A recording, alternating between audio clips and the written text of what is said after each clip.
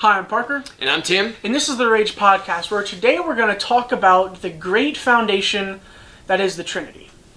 And you don't get any more foundational to Christianity than that. Trinity has been a part of our history since not quite the beginning, but really early on. We had the definition already of Trinity. Starting it out with not quite the beginning, Tim. I knew that was going to set you off. Okay, wow. So, Yeah. I mean, we'll go back to that later in the episode. Yes, we will. But we will talk now about what is the Trinity and why we believe it and what truly is the Trinity. Yeah, and one of the sticking points of the Trinity is a lot of people will say it's three gods. Well, it's not. Mm-hmm. You know, it's three parts of the same God. And we have a lot of things that we have in parts, and I mean, forgive me for this example, but one obvious example is the government. We have one federal government, but it has three parts. It has the legislative, the executive, and the judicial branch.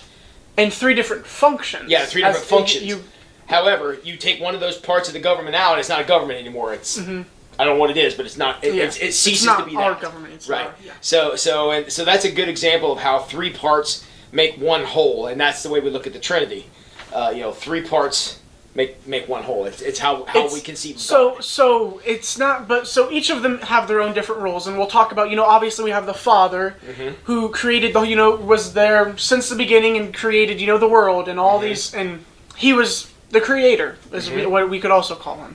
And then we have the Son. The Son comes next. Right.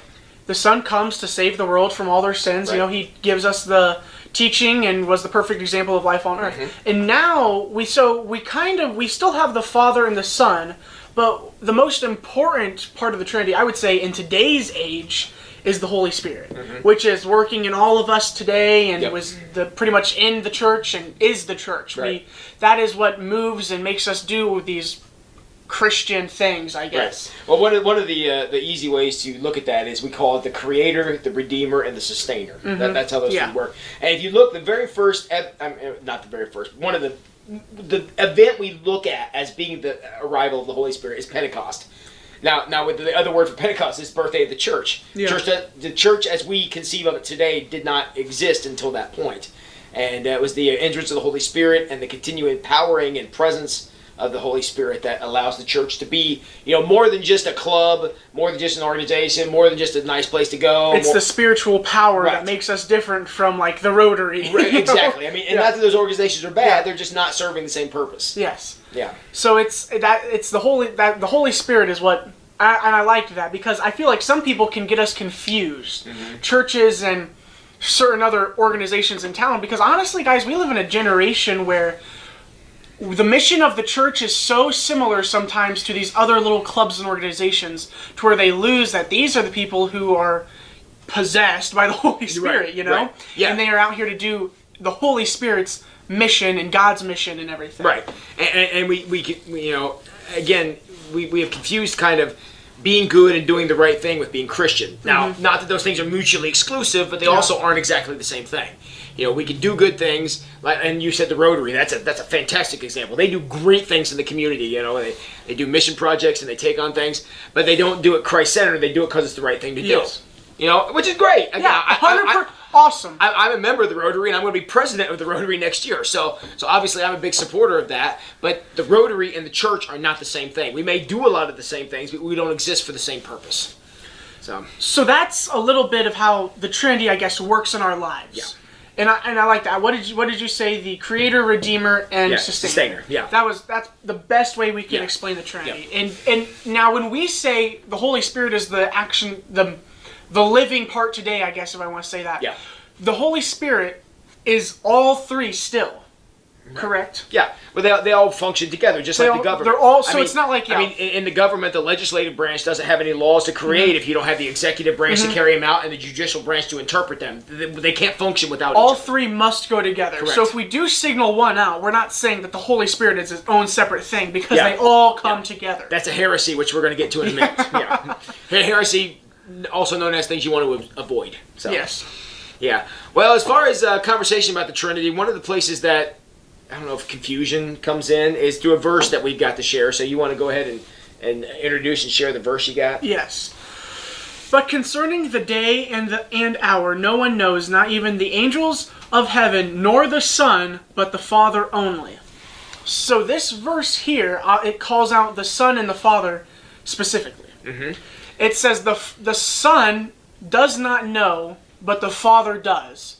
And people will use this verse to separate the Father and the Son completely. And this is where they get this foundation to make the Trinity be three separate gods and three separate beings. You know what I mean? Yeah, and the question becomes, how can three things working together, how can one know something and the other one not? Well, first of all, if you ever ask that question, then clearly you've never worked in an organization before, because it's very easy for one part to not know what the other part is doing.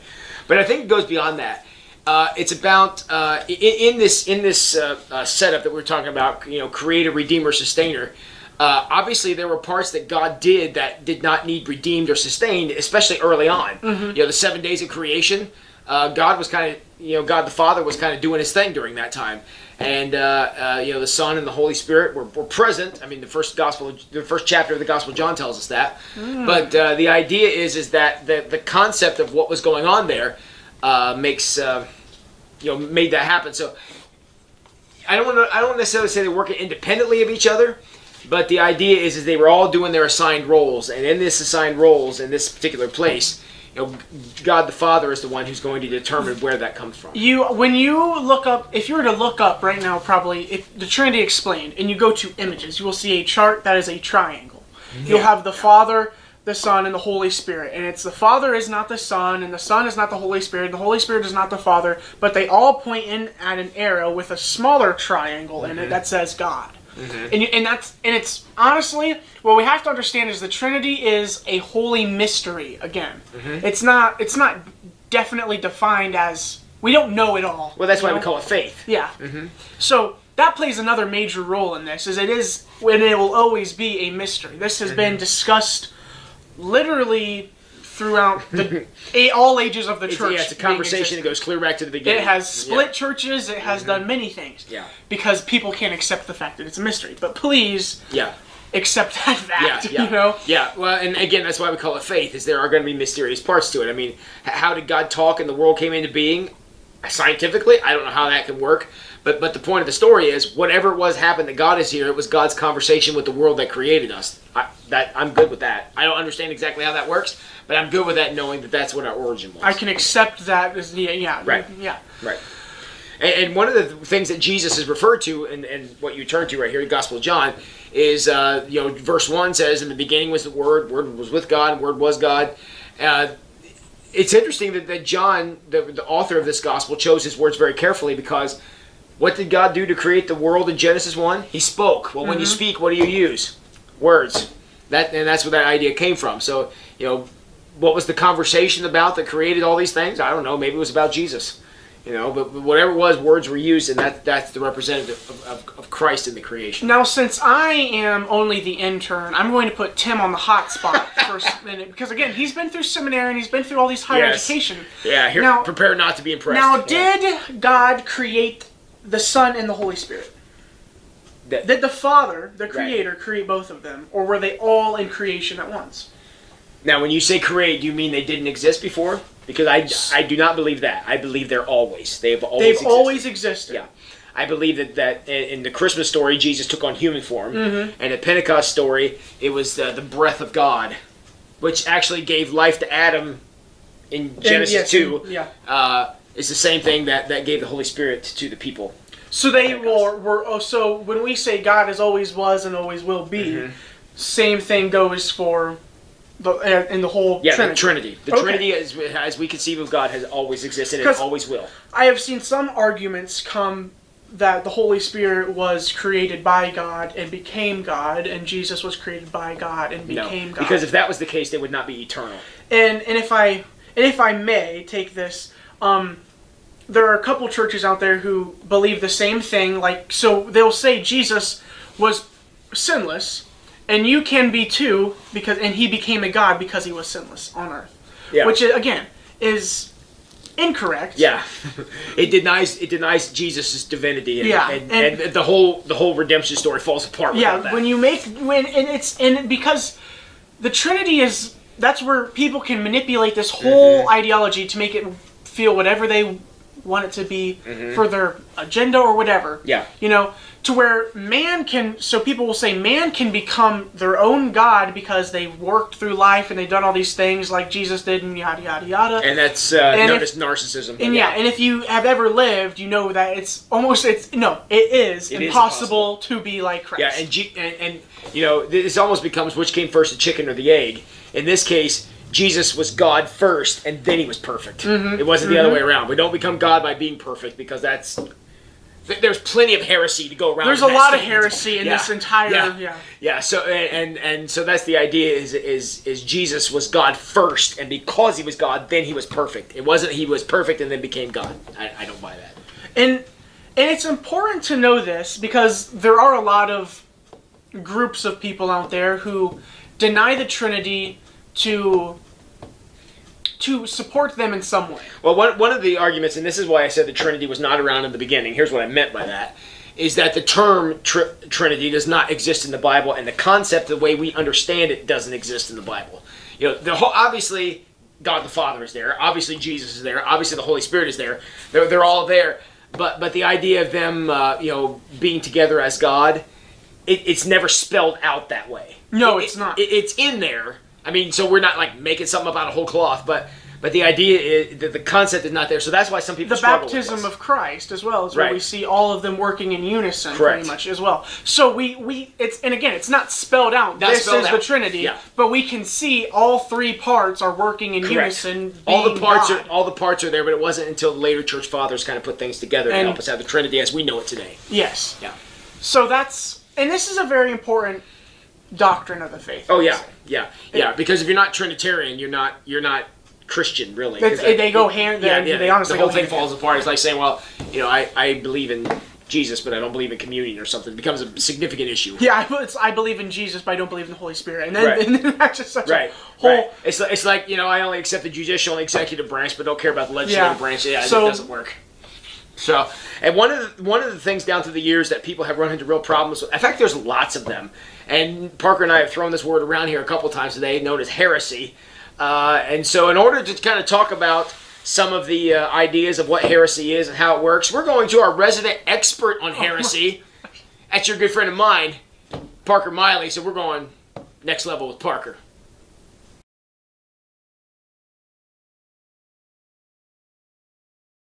As Tim mentioned the word heresy, there's a lot of heresies that go along with the Trinity of, when you deny the Trinity or when you try to define it. So we have to accept and understand that the Trinity is a holy mystery. And we're never going to truly be able to understand the whole process of how it works and when it started and when it will, on all the things that it has in the future for us. So it's important for us to understand and accept the mystery, because all we're doing by trying to figure out and solve the mystery behind the Trinity is committing heresies against the great and mighty God we serve. Well, thanks for that, Parker. One of the reasons why we want to not get off in the weeds and talk about heresy and get off in that is because it really limits God. I mean, the idea of God as Trinity is such a powerful thing. God is Creator, God is Redeemer, God is Sustainer, and how these parts we experience God in all of these different ways. It's such a powerful thing that I'm not sure why anyone would want to limit that. I don't even know why you want to do that. So it's a very powerful experience to know God in those three ways. It's more powerful to accept the mystery than to ever try to solve it. Yes, because God knows I sure don't want a God limited by my small scope of understanding. So, yeah. So that's what we hope you'll get out of this today, is just the idea that we have a chance to conceive of a very, very powerful God revealed to us in the Trinity, and it's something that we think everybody's life would be made significantly better if they had a healthy understanding of who God is and the concept of the three parts of God and how He works in our lives today. Yeah, in conjunction with us and through the church and all that. Just very important. So, anything else you want to add? Have a good week. Take care, everybody. And so in order to kind of talk about some of the ideas of what heresy is and how it works, we're going to our resident expert on heresy. That's your good friend of mine, Parker Miley. So we're going next level with Parker. That's my greatest intro ever. Expert on heresy. You're welcome for that. Thank you.